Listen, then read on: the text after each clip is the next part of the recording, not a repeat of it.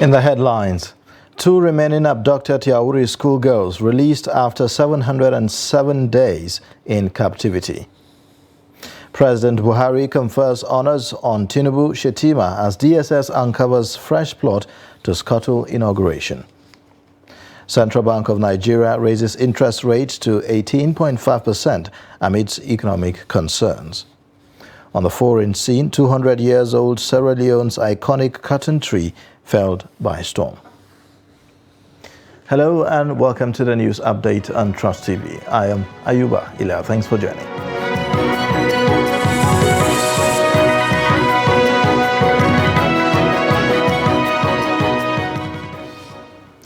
And now the details. The 2 remaining girls of the Federal Government College Birnin Yawuri in Kebbi State, abducted by bandits 2 years ago, have been released. Chairman of the Parents of the Abducted Girls Forum, Salim Kaoje, says Safia Idris and Farida Kaoje were released to them by the bandits on Thursday. 11 of the schoolgirls have been in captivity for 2 years. This year, after payment of 100 million naira ransom demanded by the bandits, the girls were released in batches to their parents. Kaoje said that they are still in the bush trying to make their way out of the state capital, Birnin Kebbi, where they will be handed over to the state government. Now, some members of the National Youth Service Corps (NYSC) who were earlier kidnapped by assailants have been released in Port Harcourt, the Rivers State capital. The Corps members, numbering 7 in total, were reportedly kidnapped on their way back to the state after orientation camp in Ondo State about a week ago. Confirming the release, the Public Relations Officer of the Rivers State Police Command, Grace Iringe Koko, said that they were released in Rumuji on Sunday. She, however, refused to confirm whether or not any ransom was paid. The Nasarawa State Police Command has arrested 26 suspects over alleged kidnapping, cultism and gun running in different parts of the state. Public Relations Officer of the command, Ramhan Nansel, made this known while parading the suspects in Lafia. Abubakar Abdullahi sent in the report as presented from our studio. Briefing newsmen on the activities of the suspects, the command's Public Relations Officer, Ramhan Nansel, said among the culprits are 10 kidnappers, 13 cultists, and 3 gun runners. Nansel noted that 3 firearms and 497 ammunitions were recovered from the suspects. He explained that credible intelligence from the public and efforts from personnel of the command led to the arrest of the suspects. On the 30th of April, at about 1600 hours, while acting based on credible intelligence, mobile policemen attached to Away Division, while on stop and search at Agon 1, intercepted and arrested the duo of Jibrin Idris, 20 years, of Doka Village, Kaduna State, Manu Kauji, 20 years, and Tukur Sule, 20 years, both males of Tunga Village, Away Local Government. When a thorough search was conducted on them, 155 rounds of 7.62 by 39 mm live ammunition were recovered from the suspects as exhibit. The command's Public Relations Officer also said 2 victims of kidnapping were rescued at Ambaka village in Wamba local government area of the state, adding that their abductors were also arrested.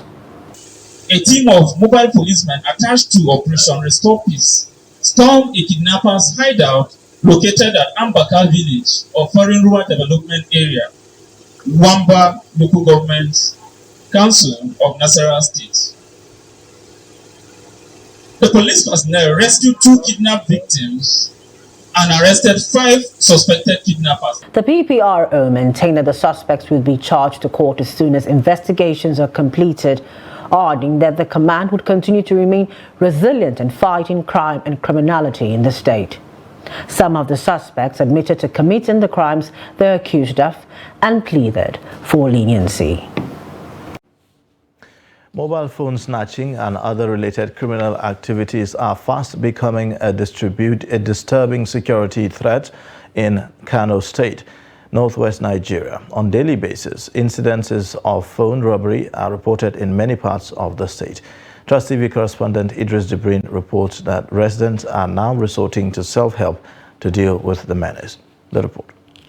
This tricycle was set on fire along Rescourse Road in Kano Metropolis by some angry youth after suspecting the occupant of involving in phone snatching operation.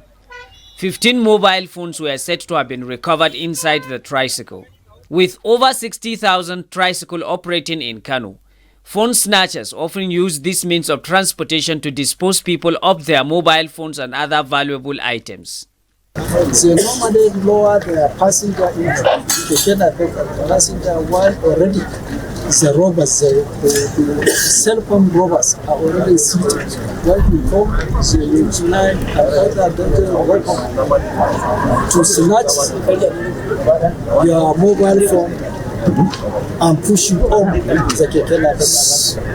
So obviously, something swift and urgent needs to be done in order to address the situation.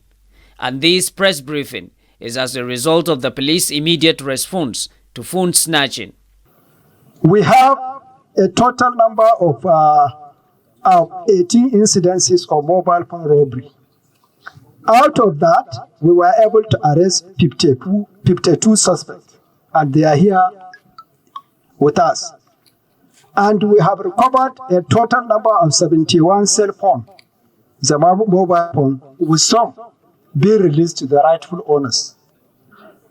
We also recover various weapons these robbers were using while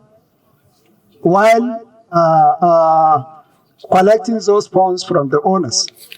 Out of this, we were able to recover 150 different assorted weapons. Suspected drug dealers who often sell drugs to phone snatchers were recently apprehended by the police across many parts of Kano State. We have in stock a total of 20 cartons of codeine syrup, 45 parcels of Indian hemp, 303 other wraps of dried leaves suspected to be Indian hemp or cannabis, suspected Exol tablet, 30 pieces of suspected diazepam, 30 pieces of sock and dye chemical. Other major cases that we were able to surmount include a total of 25 incidents that were recorded during the last 12 days, with a number of 42 suspects being arrested. While incidences of phone snatching activities continues to escalate, police in Kano assured that henceforth there will be no hiding place for those involved in phone robbery and other criminal activities across the state. Idris Jibrin, Trust TV News, Kano. The Department of State Services says it has uncovered another plot by those it described as subversive elements to disrupt the inauguration of the President-elect Bola Tinubu and his vice Kashim Shettima, slated for Monday, May 29. The DSS said that the elements are employing fake news, false alarms, skewed reportage, or narratives and sensationalism to ignite division, tension, and subsequently cause violence prior to and after the exercises. Peter Afunaya, the spokesman of the Secret Police, who stated this in Abuja on Thursday morning, advised citizens, the media, and civil society organizations to adhere strictly to the security and civil protocols during the event. Afunaya called on Nigerians to remain calm before, during, and after the inauguration, adding that the Secret Police would continue to collaborate with Nigerian police, the military, and other sister security agencies in order to tame all the threats.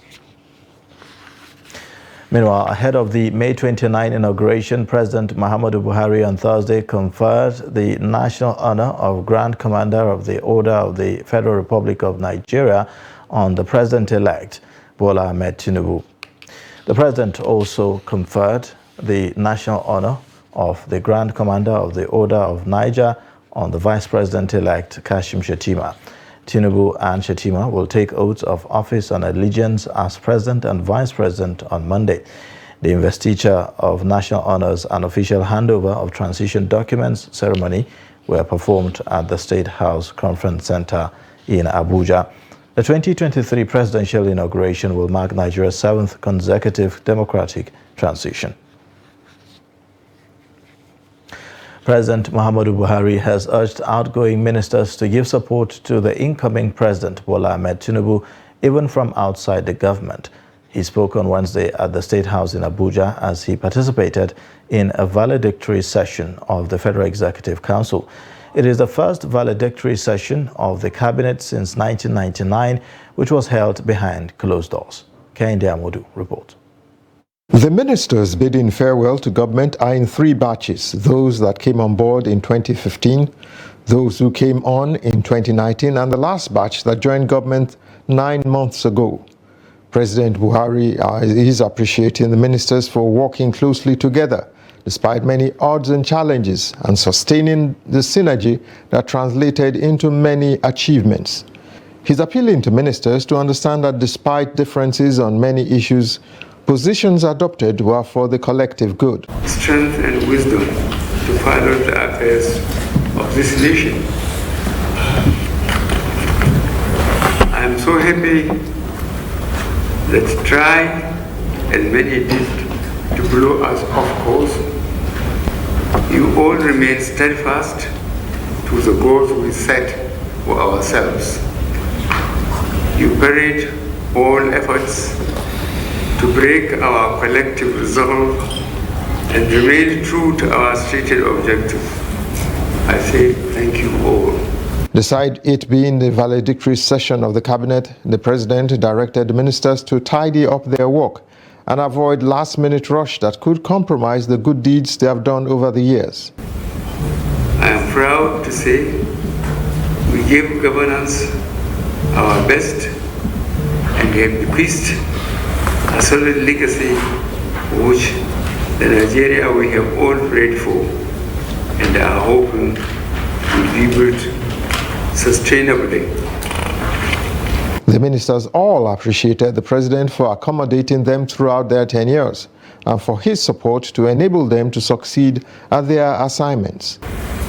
You all supported me in opening up the space for dialogue and freedom of expression, which at times gave opportunities for abuse, but never wavered in exhibiting maturity even in the face of inexplicable confrontation. The president also met with staff of State House, appreciating both senior and junior workers for all the loyalty and support in the last 8 years. Though this is the last valedictory section of the cabinet, ministers are to stay on until the 29th of May. From State House Abuja, Kehinde Amodu, Trust TV News. You're watching the news update on Trust TV. Coming up shortly, we'll take a look at difficulties occasioned by gas stations shutdown. Details and more after the break.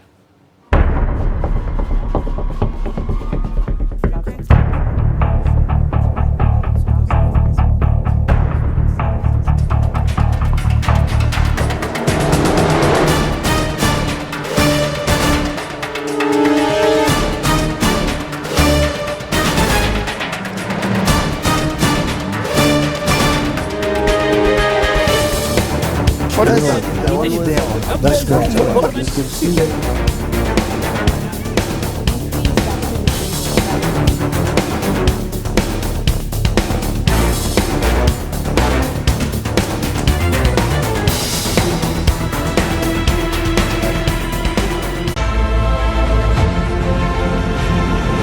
Now, as part of efforts to support Africa's goal of strengthening... Now, looking at the activity chart, as you can see right here, a total volume of 130. A Boko Haram crisis that at that time was restricted to Yobe. How secured are they? You can see security men with blood. This is the road leading up to the... Already, if you look at English squad, you are looking at EPL, you are looking at their names. You are not looking at...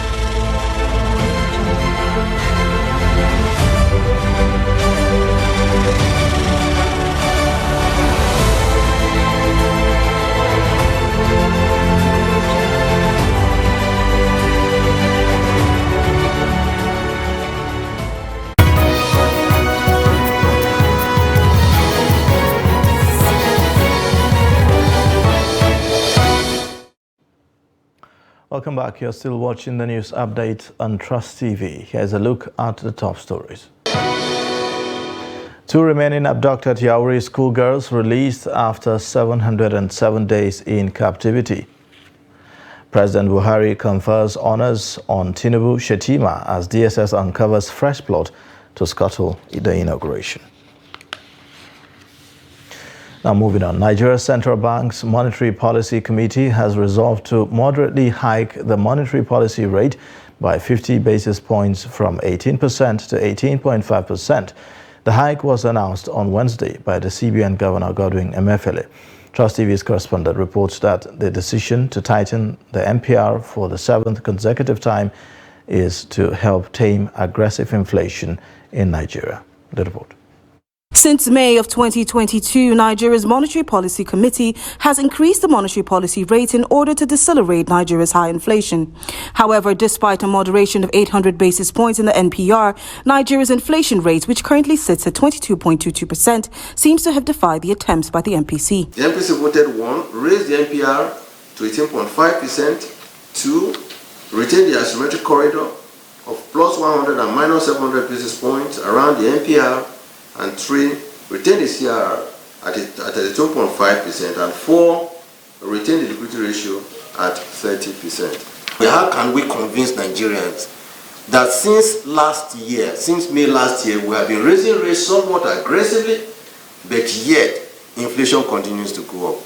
We wanted to convince ourselves, so we tasked our research department and the monetary policy department to go in and look at various models to come up with what is the level of potency of the decision that we have taken. If you look at the drop in the rate of inflation month on month, you will find out that we are seeing some results. With the Central Bank of Nigeria playing an instrumental role in bringing the Dangote refinery to fruition, many are wondering if it can revive the country's struggling foreign reserves, which stand at $35 billion. For us, it was history that was made on Monday through the commissioning of that Dangote refinery.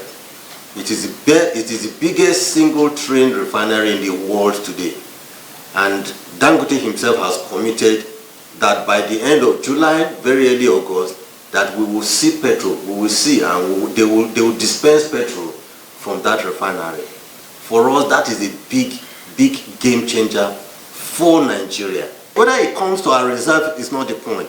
It is the fact that the dollar is available that will be sold into the market so that customers of banks who need to import do not necessarily have to be resorting to CBN for dollars. Emefiele also touched on the issue of subsidy, insisting that Nigeria must exit the regime. We've reached a point, whether we like it or not, that we must exit subsidy. If we do not do this, I think that we are really looking at real problem ahead of us, particularly at a time when there is a concerted determination to exit the subsidy regime. There is danger ahead. The central bank says it remains resolute in decelerating Nigeria's inflation rate. Chamun Dabeng, Trust TV News, Abuja. Benue residents on Wednesday woke up to the shocking news of suspension of sale of premium motor spirit, popularly called fuel, to members of the public. Jimmy Azande, who went round Makurdi town to monitor the situation, reported that residents have been lamenting the difficulty this has caused them. The report. This is not a usual day for vehicle owners and those who use commercial vehicles in Benue State. All gas stations visited were shut down as at the time of this report, due to the fact that there was inadequate notification from any group as to the reason behind the shutdown. Residents had different accounts on the situation. I woke up this morning, I was about to come to Makurdi before I discovered that there is no fuel. All the filling stations are not selling. So when I asked, I discovered that according to them, they say one of their tanker was collected at along Utuku side. So unless it is being refound before they will resume selling of fuel. That is the latest news that we know. That means we don't have fuel. We are experiencing fuel scarcity. What we heard is this, that a tanker driver has a misunderstanding with the people in Alede, Gwe local government. So they beat him, and the tanker driver decided to go on strike. So that's what they are protesting. When we wake up this morning, we discovered that there's no fuel. We are asking. They said they kidnapped one driver and the conductor. With the tank driver off, they are not seeing them. That's why they lock up the whole fuel. They also lamented the difficulties faced as a result of the shutdown in the state. It affects me seriously because even people are not traveling again. We managed to put a black market. When I reach here, black market, they are selling 500 naira per liter. So you use 500 naira per liter. This vehicle is consuming about 15 liters before you move from a lady and then to and fro. So it is not easy. Like now, all the cars in the park, they are not even loading. People are not even coming because of the difficulty. Very difficult because they are buying black market at the rate of 500 naira per liter, and it's very difficult to carry out business commercial activities today. So the masses are suffering. You can see the masses are trekking up and down. There are no vehicles. Look at the people that are packed in the park. So it's not easy for us today. And we, the commercial drivers, are finding it difficult to carry out our business since there is no petrol in town. That is the problem, and that's what we heard. And our business is not going on. We are suffering. That is the issue. Efforts to get comments from the relevant agencies failed. However, prior to Wednesday morning, there was a statement credited to a group in the petroleum sector directing operators of gas stations to shut down till further notice. The Federal Executive Council has approved a new policy that allows commercial banks to issue customers with debit cards to double as national identity cards at no extra cost. The Council gave the approval on Wednesday at a meeting presided over by President Muhammadu Buhari. Briefing journalists at the end of the meeting, Isa Pantami, Minister of Communications and Digital Economy, said the directive was from the National Identity Management Commission, allowing banks to print debit cards that double as national identity cards. Pantami said although the NIMC Act of 2007 only mandates Nigerians to have a NIN and not necessarily a printout card, demands for the cards have increased nonetheless. The minister also said that NIMC and the CBN had signed an agreement to protect card applicants. He said that the two entities signed a non-disclosure agreement where customers' privacy and confidentiality must be respected in the course of providing the cards. Pantami said that the council also approved a memo proposing the deployment of an automated system to integrate NINs with individual SIM cards. Now, on the foreign scene, a 100-year-old towering cotton tree has been brought down by a heavy storm. President Julius Maada Bio said that the tree fell after a heavy downpour on Wednesday night. He described it as a great loss to the nation. The president said that the tree was regarded as a symbol of liberty and freedom by early settlers. The iconic tree also appears on Sierra Leone banknotes. The cotton tree is said to be the oldest of its kind in the country, and it is the site where formerly enslaved people are said to have founded the city, according to local media. President Bio has said that there will be something at the same spot to represent the great cotton tree's place in the country's history.